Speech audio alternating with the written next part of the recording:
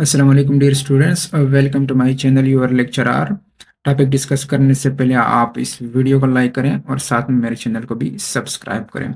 सो time को waste नहीं करते, अपने मेन टॉपिक की तरफ बढ़ते हैं। डियर स्टूडेंट्स, आज का जो हमारे पास लेक्चर है वो है डाइवोर्स का। आज हम डाइवोर्स को क्या करेंगे, डिस्कस करेंगे।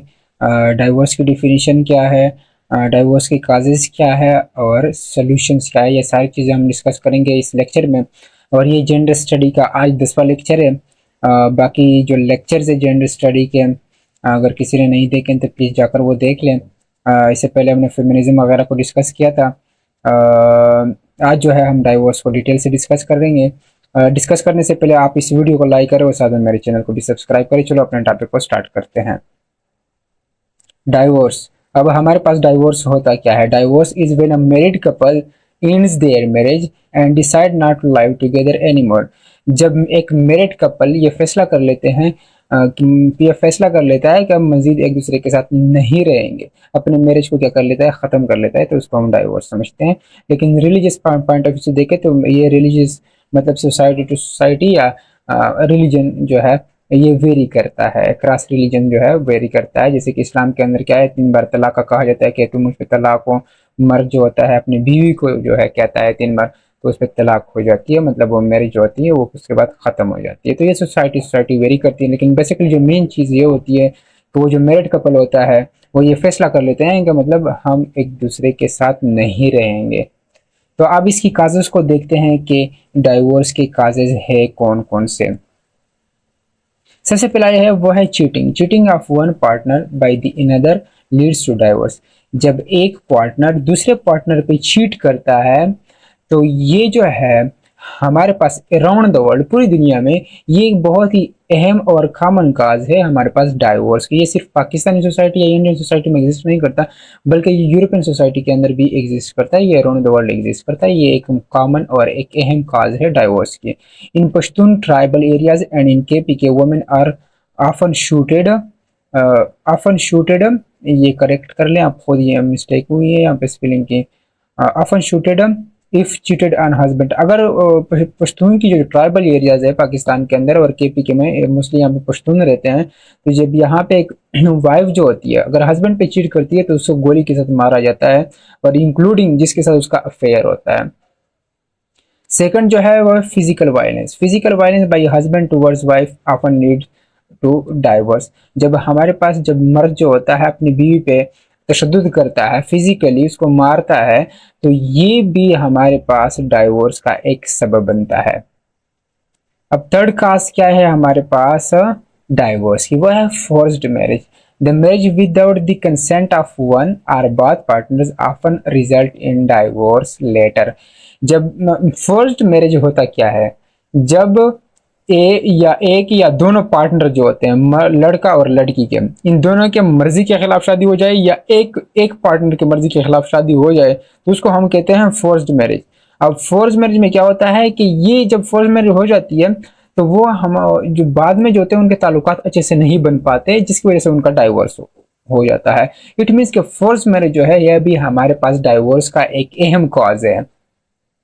फोर्थ जो काज है वो है वुमेन इंडिपेंडेंसी, औरत की आज़ादी। The women independence is socially and economically can lead to divorce. अगर वुमेन की जो आज़ादी है, चाहे वो सोशली है चाहे वो इकोनॉमिकली है, अगर वो उसकी अगर औरत को एक आज़ादी मिल जाती है सोशली सोसाइटी के अंदर घूमने फिरने की और इकोनॉमिकली तौर पर, तो ये भी हमारे पास डाइवोर्स का एक खास बन जाता है। अच्छा, communication gap. In nuclear family system the communication gap between husband and wife also leads towards divorce, specially it is common in European countries. देखिए न्यूक्लियर फैमिली सिस्टम में क्या होता है कि एक हस्बैंड होता है एक वाइफ होती है, तो ये न्यूक्लियर या उसके बच्चे होते भी हैं, समटाइम्स नहीं भी होते हैं, मतलब ये nuclear family system. Nuclear family system में जो होता है जब उनके दरमियान गैप आ जाता है हस्बैंड और वाइफ के दरमियान, तो ये जो होता है ये हमारे पास डाइवोर्स की ये भी एक सबब बनती है। एक और काज है वो है love marriage. Love marriage often leads to divorce because of not fulfilling the promises by husband that made before marriages.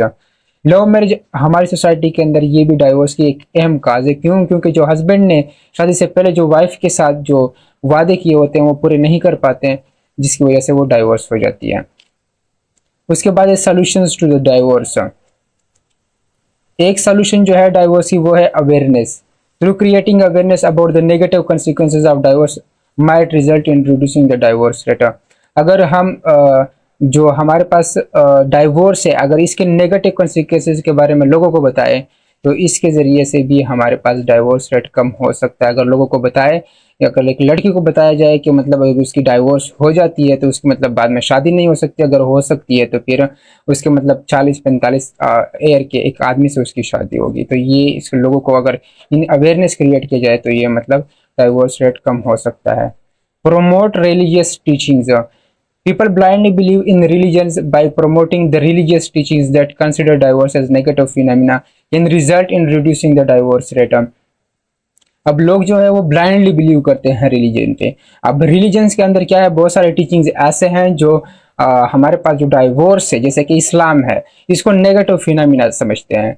तो अगर उन टीचिंग्स को प्रमोट कर दिया जाए, लोगों को इनके बारे में बताया जाए तो इसके ज़रिए से भी डाइवोर्स रेट को कम किया जा सकता है। Improve communication.